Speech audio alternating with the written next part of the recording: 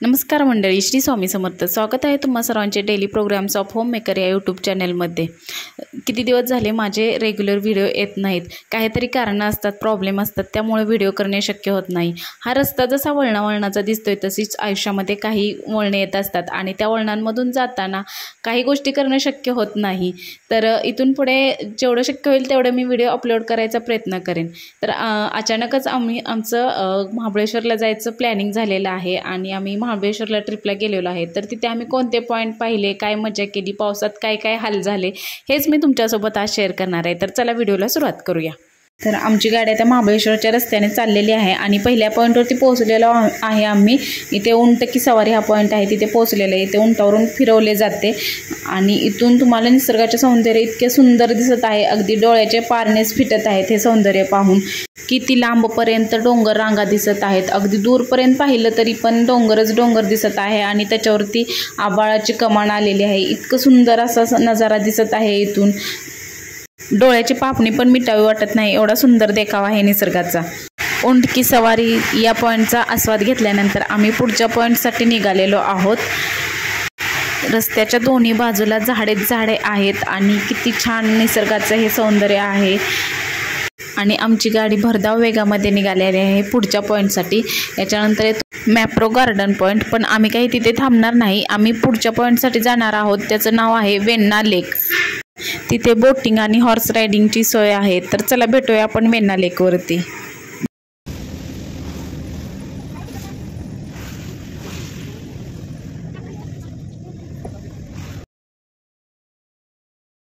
Finally आम्ही वेण्णा लेक या पॉईंटवरती पोहोचलेलो आहोत. महाबळेश्वरमधील पर्यटन स्थळांपैकी एक प्रसिद्ध असं हे ठिकाण आहे. काय सुंदर नजारा दिसत आहे. इथून जणू नभच खाली उतरल्यासारखे, अगदी आपण स्वर्गात आल्यासारखे वाटत आहे. पूर्णतः एकदम पांढरखड धुक्क असं आहे. डोळे न बंद करता एकटक पाहत राहावं असं वाटतं, इतका सुंदर हा नजारा आहे. अगदी 1 फूट अंतरावरचं देखील डोळ्यांनी व्यवस्थित दिसत नाही, एवढं धुकं पसरलेलं आहे सगळीकडे. आणि इथे आम्ही आता बोटिंग करणार आहोत. 1842मध्ये सातारचे राजा श्री आप्पासाहेब महाराज यांनी हा तलाव बांधला होता. या तलावाची लांबी 4 किलोमीटर आणि रुंदी 1.5 किलोमीटर आहे. तसेच याची उंची 80 फूट एवढी आहे. हा तलाव आजूबाजूच्या झाडांनी वेढलेला आहे आणि याच तलावातील पाणी महाबळेश्वरमध्ये फिल्टर करून पुरवले जाते. या तलावामध्ये मोठमोठे मासे देखील पाहायला मिळतात. इथे वेगवेगळ्या प्रकारच्या बोटी आहेत. आम्ही जी बोट सिलेक्ट केली आहेत त्याच्यासाठी 1 तासाला 800 रुपये असे चार्जेस आहेत आणि दुसऱ्या ज्या बोटी आहेत ज्याने पॅन्डल पण मारले जातात अशा बोटी, तर त्याला 600 रुपये चार्जेस आहेत. बोटिंग करताना आजूबाजूचा परिसर पाहून खरंच खूप छान वाटत होतं. अगदी घनदाट जंगल तलावाच्या कडेला आहे आणि खूप सुंदर असं नजारा दिसत आहे हा.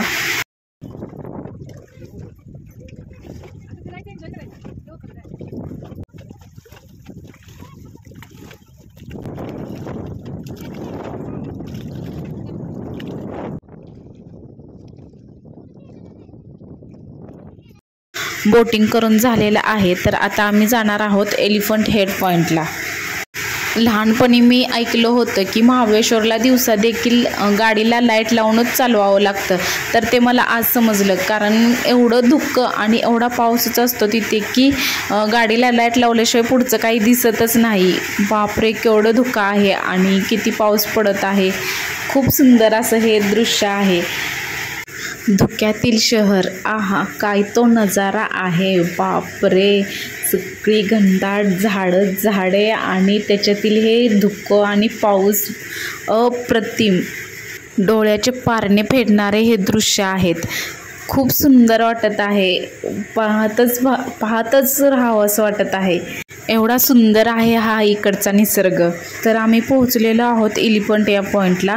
इथून समोर पाहिलं तर आपल्याला सह्याद्रीच्या पर्वतरांगा दिसतात, पण धुक्यामुळे आणि पावसामुळे काहीही दिसत नाही. अगदी स्वर्गात आल्यासारखं वाटत आहे. सगळीकडे पाहाल तिकडे धुकेच धुके आहेत. अगदी पूर्ण पांढर सगळं दिसत आहे धुक्यामुळे. पावसामुळे वेण्णा लेकवरती हॉर्स रायडिंग नव्हती, पण इथे या पॉईंटवरती हॉर्स रायडिंग आहे. पण आम्हाला कोणालाही पावसामध्ये भिजण्याची हौस नाही, त्यामुळे आम्ही काय हॉर्स रायडिंग करणार नाही. इथे मंकी पण आहेत, इकडचे मंकी डेंजर असतात. आता आम्ही चाललेलो आहोत एलिफंट या पॉईंटसाठी निघालेलो आहोत सगळेजण. आणि इथून खूप पण लांब असं नाही, थोड्या अंतरावरती आहे एलिफंट पॉईंट. आणि पुढे पाहाल तर किती धुकं दिसत आहे, सगळं अगदी पांढरकडं. पण हे काय झालं, अचानकच एवढा मोठा पाऊस आला की आम्हाला तिथूनच पाठीमागे परत यावं लागलेलं आहे. खूप मोठा पाऊस आलेला आहे, त्यामुळे मग आम्ही एका चहाच्या टपरीवरती येऊन थांबलेलो आहोत. आणि खूप वेळ थांबलो, जवळजवळ अर्धा तास थांबलो, तरी पण पाऊस काही कमी येत नव्हता. त्यामुळे आता आम्ही एलिफंट पॉईंट पाहायचं कॅन्सल केलेलं आहे. आणि आता आमची स्वारी चाललेली आहे प्रतापगडावरती. जावळीच्या जंगलामध्ये प्रतापगड किल्ला आहे. तुम्हाला सर्वांनाच माहीत आहे की छत्रपती शिवाजी महाराजांनी अफजल खानाचा कोतळा याच किल्ल्यावरती बाहेर काढला होता. आणि त्यावेळी प्रताप होता, म्हणूनच याचं स्मरण म्हणून या किल्ल्याला प्रतापगड हे नाव दिले आहे. आणि आम्ही आता पोहोचत आहोत प्रतापगडावरती. तर प्रतापगडावरती पण खूप पाऊस होता, त्यामुळे तिथे आम्ही हे असे रेनकोट घेतलेले आहेत आणि सगळ्यांनी रेनकोट घालून आम्ही आता प्रतापगड चढणार आहोत. प्रतापगड किल्ल्याला एकूण 475 पायऱ्या आहेत. त्यापैकी 96 पायऱ्या चढून आल्यानंतर आपल्याला हे किल्ल्याचं मुख्य प्रवेशद्वार पाहायला मिळते. पलीकडून पाहिले तर आपल्याला बुरुज दिसते. जोपर्यंत आपण दरवाजाच्या जवळ येत नाही तोपर्यंत आपल्याला दरवाजा दिसत नाही. किल्ल्याच्या प्रवेशद्वाराची रचना ही गोमुख पद्धतीने केलेली आहे. शिवकालीन काळामध्ये एक प्रथा होती. सूर्योदयापूर्वी दरवाजे उघडले जायचे आणि सूर्यास्तानंतर दरवाजे बंद केले जायचे. ही प्रथा अजून देखील चालू आहे. किल्ल्याच्या मुख्य दरवाजातून प्रवेश केल्यानंतर आपल्याला तोफ दिसते. पूर्वीच्या काळी तोफा वापरल्या जायच्या. तोफा पेटवण्यासाठी मशाल वापरली जायची. महाराजांनी हा गड जिंकल्यानंतर 1656 साली या गडाचे बांधकाम चालू केले. मोरोपंत पिंगळे आणि हिरोजी इंदुलकर हे स्वराज्याचे त्यावेळचे अभियंते होते. मोरोपंत पिंगळे यांनी महाराजांच्या आज्ञेवरून हा गड 2 वर्षात बांधून पूर्ण केला. समोर जी भिंत दिसते ती गडाची तटबंदी आहे. इथून आपल्याला जावळीचे जंगल पाहायला मिळते, पण धुक्यामुळे सध्या काहीच दिसत नाही. प्रतापगडावरील वैशिष्ट्यपूर्ण व सुंदर गोष्ट म्हणजे हा बुरुज. याला टेहळणी बुरुज म्हणतात. याला दुसरे नाव आहे ते म्हणजे शिवप्रताप बुरुज. 4थीच्या पाठ्यपुस्तकामध्ये हा बुरुज पाहिला आहे. 4थीच्या इतिहासच्या पुस्तकातील कव्हरवरती दिलेल्या किल्ल्याच्या चित्रावरून आपल्याला कळते की हा प्रतापगड आहे, तो या बुरुजाच्या चित्रावरून कळते. कालही या बुरुजावरती भगवा झेंडा फडकत होता, आजही या बुरुजावरती भगवा झेंडा फडकत आहे आणि उद्याही भविष्यात या बुरुजावरती भगवा झेंडा हा फडकत राहणार आहे.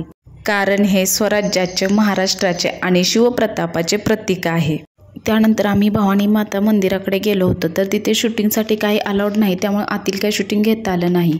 छत्रपती शिवाजी महाराजांनी हे मंदिर गडावर बांधून घेतले होते. शिवकालीन भवानी मातेची मूर्ती या मंदिरामध्ये आहे. याच मंदिरात सरसेनापती हंबीरराव मोहिते यांची तलवार आहे.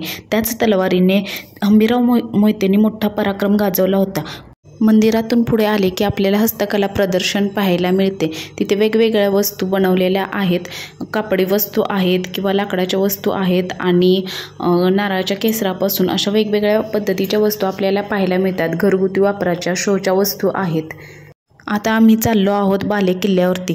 कोणत्याही किल्ल्यावरती जी सगळ्यात उंच जागा असायची त्या जागेवरती बाले किल्ला असायचा आणि त्याच जागेवरती छत्रपती शिवाजी महाराजांचा महाल असेल किंवा निवासस्थान असेल किंवा अष्टप्रधानांसाठी जी बैठक व्यवस्था असायची.